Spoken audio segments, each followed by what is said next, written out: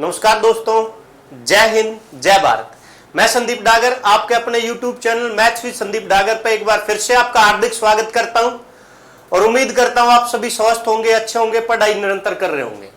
सबसे पहले दोस्तों, ईद की हार्दिक शुभकामनाएं। और अब हम ज्यादा टाइम ना लेते हुए बढ़ते हैं अपने प्रॉफिट लॉस के पार्ट 10 की ओर। मैं उम्मीद करता हूं जो बच्चे मेरे से आज ही जुड़े हैं या कल जुड़े थे वो एक बार स्टार्टिंग के पार्ट्स जरूर देखें। पहली क्लास से लेकर अब तक मैंने जितना भी पढ़ाया है उसको आप देखने का प्रयास करें। आपको चीजें बहुत ही अच्छे से समझाने का मैंने प्रयास किया है और आप उनको देखोगे तो मैथ के प्रॉफिट लॉस टॉपिक में आपको कभी कोई परेशानी नहीं होगी, चाहे आप किसी भी बुक से प्रैक्टिस कर लेना। चलिए दोस्तों, अब हम ज्यादा टाइम ना लेते हुए अपने इस सेशन की ओर बढ़ते हैं और इस सेशन में क्वेश्चन नंबर 1 दोस्तों आपके सामने आ चुका है कि भाई एक आदमी ने कुछ संतरे 1 रुपए में 25 की दर से खरीदे तो वह 1 रुपए में इन्हें किस दर से बेचे कि उसे 25% का लाभ हो जाए।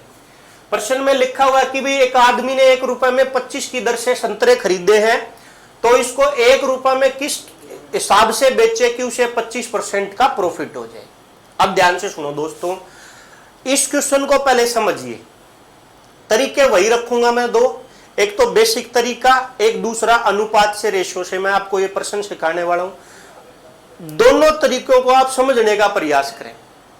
क्वेश्चन ये सिंपल सा है, लेकिन कई मेरे भाई बहन जो तैयारी करते हैं उनको ऐसी चीजें परेशान करती हैं। उनको समझ नहीं आता कि भाई ये खरीद लिया, ये बेच दिया तो कैसे क्या करना है। कुछ नहीं करना, आप मेरे साथ बने रहिए, हर चीज आपको आसान लगने लगेगी। चलिए दोस्तों, ध्यान से सुनिए। अब पहले एक छोटी सी बात बताइए मेरे को। मैं कहता हूं कि भाई मैं 10 मार्कर या 10 पेन 20 रुपए में लेके आता हूं। मैंने कहा कि मैं 10 पेन 20 रुपए में लेके आता हूं, तो आप मेरे को बताइए एक पेन का मूल्य कितना होगा। आप बोलेंगे सर 20 में हम 10 का भाग लगा देंगे तो एक पेन की कीमत आ जाएगी 2 रुपए। अगर 10 पेन 20 रुपए के आते हैं तो एक पेन की कीमत आ जाएगी 20 रुपए। अब पेन की जगह पेंसिल हो सकती है, संतरे हो सकते हैं, नींबू हो सकते हैं, कुछ भी बोल सकता है वो, यानी कि वस्तु का नाम कुछ भी दे सकता है। आप मेरे को बताओ ऊपर ये 20 के रूप में क्या थे, आप बोलोगे सर रुपए थे। नीचे 10 के रूप में क्या थे, आप बोलोगे सर वस्तु थे। अच्छा ये बताओ कि ये 2 रुपए जो निकल के आया ये क्या आया, ये बोलोगे सर ये एक वस्तु का मूल्य आया। दोस्तों मैं आपको यहां से यही बात सिखाने का प्रयास कर रहा हूं कि अगर आप जब भी कभी एक वस्तु का मूल्य निकालोगे तो एक छोटा सा काम करना, रुपए को तो आप हमेशा ऊपर लिखना और वस्तुओं की संख्या को नीचे लिखना। आपके पास एक वस्तु का मूल्य आ जाएगा। अगर वो क्रय मूल्य है, अगर वो खरीदेगा तो क्रय मूल्य आएगा, अगर वो बेचेगा तो विक्रय मूल्य आएगा। मैंने क्या कहा कि जब भी आप किसी वस्तु को खरीदते हो या बेचते हो तो आप एक छोटा सा काम करें, जितने रुपए दे रखे हैं उनमें उनकी मात्रा यानी वस्तुओं की संख्या का भाग कर दें, आपके पास एक वस्तु का मूल्य आ जाएगा। खरीदेगा तो ये क्रय मूल्य आएगा, बेचेगा तो ये विक्रय मूल्य आएगा। समझ पाया? चलिए दोस्तों, मैं आपको सिखाने का प्रयास करता हूं, ध्यान सामने रखिएगा, ध्यान से सुनिए दोस्तों।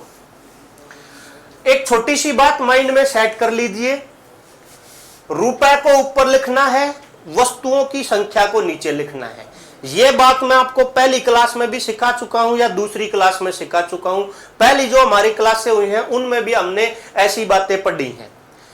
हमेशा नहीं पढ़ी है तो माइंड में सेट करो, ऊपर मेरे को रुपए और नीचे हमेशा वस्तु को लिखना है। तो मेरे पास एक वस्तु का मूल्य आएगा, खरीदेगा तो वो मूल्य क्रय मूल्य होगा, बेचेगा तो मूल्य वो विक्रय मूल्य होगा।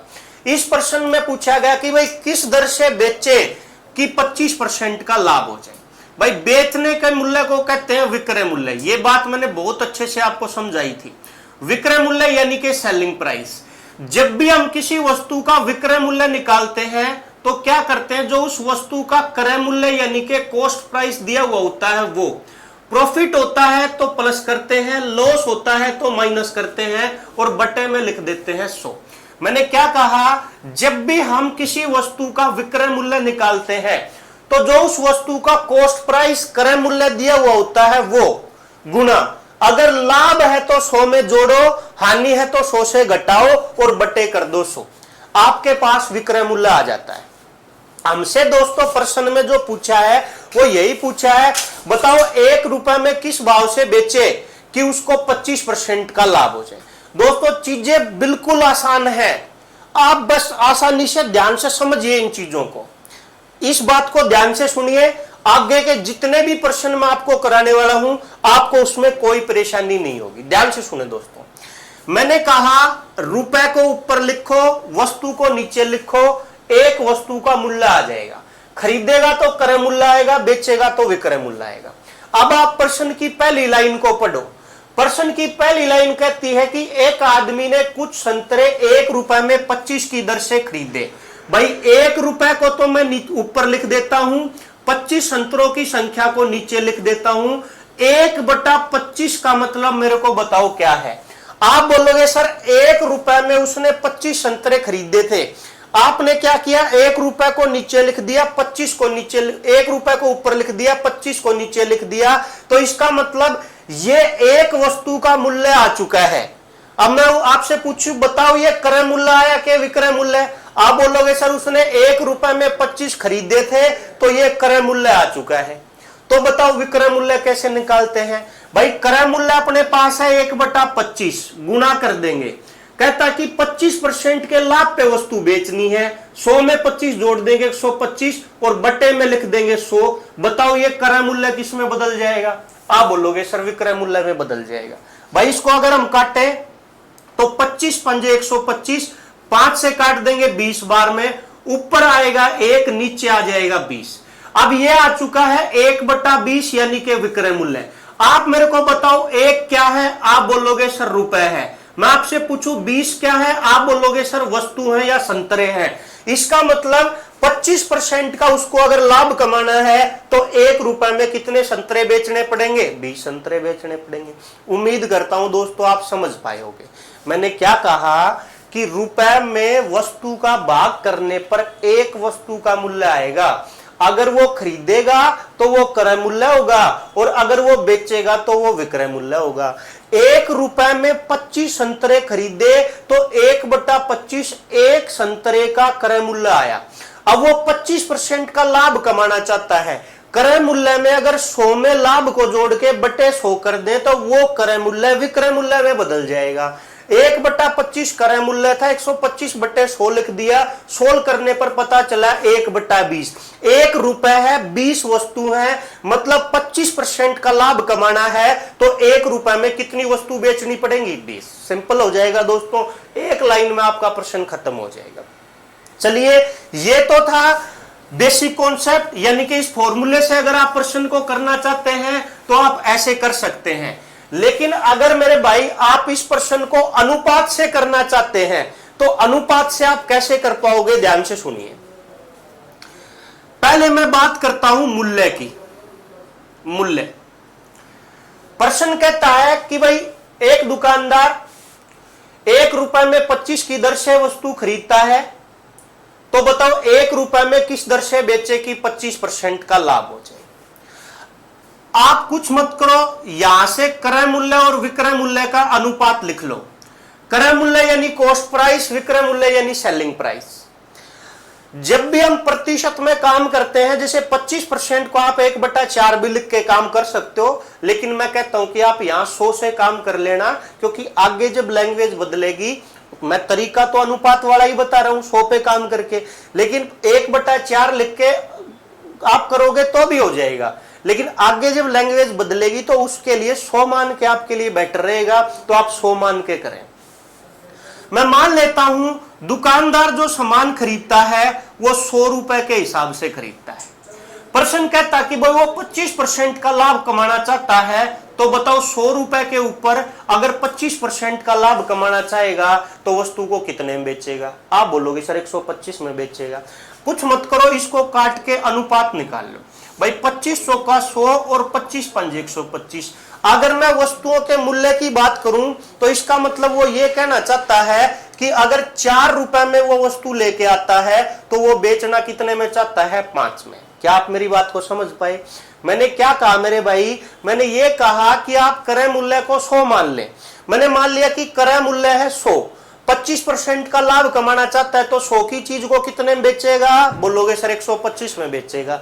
25 से काटूंगा तो ये 4 बार में, ये 5 बार में, बोलो कटेगा कि नहीं? बोलोगे सर कट जाएगा। तो मेरे को बताओ कि उसके द्वारा जो वस्तु बेची जानी है या जो खरीदी थी उसके मूल्य का अनुपात कितना आया? आप बोले सर 4:5 आया। मेरे भाई मैंने आपको सिखा रखा है कि मूल्य में और वस्तु में जो चेंज होता है वो एक दूसरे से विपरीत होता है। मैंने आपको पहले भी समझाया है, लेकिन एक बार इस क्वेश्चन को करने के लिए मैं आपको फिर समझा देता हूं। जैसे मैं कहता हूं मैं 20 रुपए में 5 चॉकलेट लेके आता हूं और 20 रुपए में 4 चॉकलेट बेच देता हूं, तो 20 रुपए में 5 चॉकलेट लेके आया और 20 रुपए में 4 चॉकलेट बेच दी, तो आप मेरे को बताओ खरीदे गए मूल्य और बेचे गए मूल्य जो भी है उनमें चॉकलेट की संख्या यानी जो वस्तु है उनका अनुपात कितना है? आप बोलोगे सर 20 में आप 5 चॉकलेट ले आए तो 20 रुपए में 5 चॉकलेट लेके आओगे तो वस्तु लिखोगे तो खरीदी 5 चॉकलेट और बेची 4 चॉकलेट। समझ गए? फिर कहता है, मैं कहता हूं कि यहां से हम इनके अगर मूल्य का अनुपात लिखे तो क्या आएगा? देखो 20 रुपए में अगर 5 चॉकलेट लेके आया तो बताओ एक चॉकलेट कितने रुपए की? आप बोलोगे सर 20 में अगर 5 चॉकलेट आए हैं तो एक चॉकलेट आई है 4 रुपए की, और 20 में अगर 4 चॉकलेट बेची है तो एक चॉकलेट बेची है 5 रुपए की। तो आप मेरे को बताओ वस्तुओं की संख्या का अनुपात कितना था? बोलोगे सर 5:4 था। आप मेरे को बताओ मूल्य का अनुपात कितना आया? आप बोलोगे सर 4:5 आया। तो हमेशा ध्यान रखना भाइयों कि अनुपात जो होता है उसमें मूल्य और वस्तु में उल्टा रिलेशन होता है, इनवर्स रेशियो होता है, उल्टा होता है। कहने का मतलब अगर वस्तुओं की संख्या का अनुपात XY है तो यहां से इनके मूल्यों का जो अनुपात होगा वो YX हो जाएगा। मैं कहता हूं कि अगर वस्तुओं के मूल्यों का अनुपात अगर 3:5 है तो वस्तुओं की संख्या का जो अनुपात होगा वो 5:3 हो जाएगा। कहने का मतलब आपने उल्टा कर देना है। समझ गए बात को? इनवर्स करना है। मूल्य और वस्तुओं की संख्या में एक दूसरे से उल्टा रिलेशन होता है, विपरीत अनुपात होता है। आप मेरे को बताओ मूल्यों का अनुपात कितना आया? आप बोलोगे सर 4:5 आया। तो बताओ वस्तुओं की संख्या का अनुपात कितना आएगा? बोलो सर अगर मूल्य का अनुपात 4:5 है तो इसका उल्टा कर दो। आप उल्टा कर दिया मैंने, वस्तुओं की संख्या का अनुपात कितना आया? 5:4।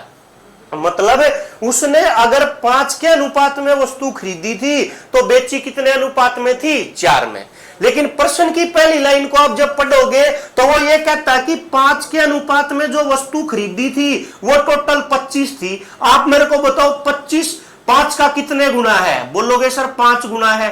तो आप 4 में 5 से गुना कर दो। इसका मतलब अगर उसने 25 खरीदी है तो 20% लाभ कमाने के लिए उसने वस्तु कितनी बेचनी पड़ेगी? 20 बेचनी पड़ेगी। उम्मीद करूंगा दोस्तों समझ आया होगा आपको ये। अब ये मैंने आपको समझाया है, आप ये मत सोचना कि ये लेंथ जो मेथड है ये लेंथी है, कुछ नहीं है। 100 से 125 आप बोलोगे सर 4:5, उल्टा कर दो 5:4, 5 25 है, 5 गुना 4 का 5 गुना 20, आंसर आ चुका है। समझे दोस्तों? उम्मीद करता हूं दोस्तों आपको ये बात समझ आई होगी। चलिए अब हम बढ़ते हैं अपने नेक्स्ट क्वेश्चन की ओर। क्वेश्चन नंबर 2 आपकी स्क्रीन पर आ चुका है। 1 रुपए में 15 की दर से नींबू बेचता है, 20% की हानि होती है। बताओ 1 रुपए में किस दर से नींबू खरीदे? भाई रुपए को तो ऊपर लिख दो, वस्तुओं की संख्या को नीचे लिख दो। 1 रुपए में 15 नींबू तो 1 ऊपर 15 नीचे लिख दिया। बताइए बेचे के खरीदे? बोले सर बेचे, तो ये बेचने वाला मूल्य क्या है? विक्रय मूल्य। पूछा है क्रय मूल्य, विक्रय मूल्य गुना 100। क्रय मूल्य के लिए घटाना या जोड़ना नीचे होता है। कितने % की हानि है? 20 की 100 में से 20 घटा देंगे 80। भाई 20 पंजे 100, 20 चौक 80, 5 तिये 15। 1 रुपए में बताओ कितने खरीदे? बोलोगे सर 12 खरीदे। समझ आया कि नहीं आया? बोलोगे सर आया। चलिए इस क्वेश्चन को करने का मैं आपको दूसरा तरीका भी बता देता हूं, आप ध्यान से सुनिए। अगर हम यहां से इसके क्रय मूल्य और विक्रय मूल्य का अनुपात देखें, मूल्य में या मैं कह सकता हूं रुपए में, तो यहां से मैं क्रय मूल्य को 100 मानता हूं, तो 20% की हानि पर बेचेगा तो बताओ कितने बेचेगा, 80 में बेचेगा। अनुपात बताओ कितना आएगा, बोलोगे सर 4-5। अगर मूल्य या रुपए का अनुपात 5-4 है तो वस्तुओं की संख्या का अनुपात कितना आएगा, 4-5। अब वो कहता है कि 1 रुपए में 15 की दर से नींबू बेचे थे। भाई बेचने वाला अनुपात तो यही तो है, तो इसका मतलब 5:15 बताया है, यानी 3 गुना है। 4 का 3 गुना करेंगे, पता चल जाएगा कि भाई 1 रुपए में कितने नींबू खरीदे थे, 12। समझ पाए दोस्तों, सी आंसर हो जाएगा इसका। चलिए बढ़ते अपने नेक्स्ट क्वेश्चन की ओर। Question number 3। क्वेश्चन नंबर 3 दोस्तों पहले आप मेरे से समझे, क्वेश्चन वही है, कुछ भी अलग नहीं है, आप कर सकते हो, लेकिन मेरे से सुनो एक बार। प्रश्न कहता है कि भाई एक दुकानदार 1 रुपए में 32 संतरे जब बेचता है तो 40% की हानि होती है। 20% लाभ कमाने के लिए 1 रुपए में कितने संतरे बेचेगा। ध्यान से सुनो, रुपए को ऊपर, वस्तु को नीचे। भाई 1 रुपए में कितने बेच दिए, 32। समझ आई बात, 1 रुपए में कितने बेच दिए, 32।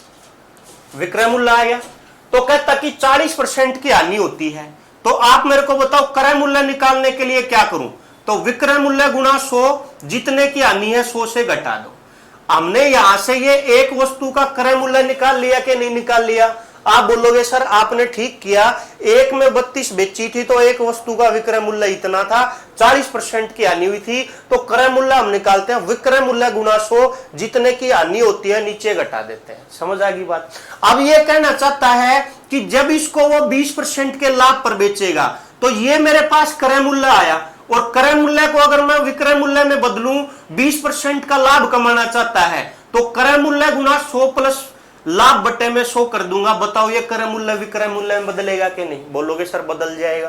भाई 100 से 100 काट दो, 60 का 2 गुना 120, 2 से काट देंगे 16, 1 रुपए में बताओ कितने बेचेगा 20% का लाभ कमाने के लिए, बोलो सर 16 बेचेगा। आंसर आ चुका है।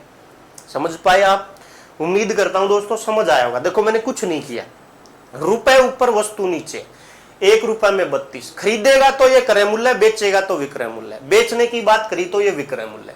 क्रय मूल्य निकाल लूंगा पहले, तो क्रय मूल्य के लिए प्लस माइनस नीचे होता है, गुना 100, 40 की हानि घटा दिया।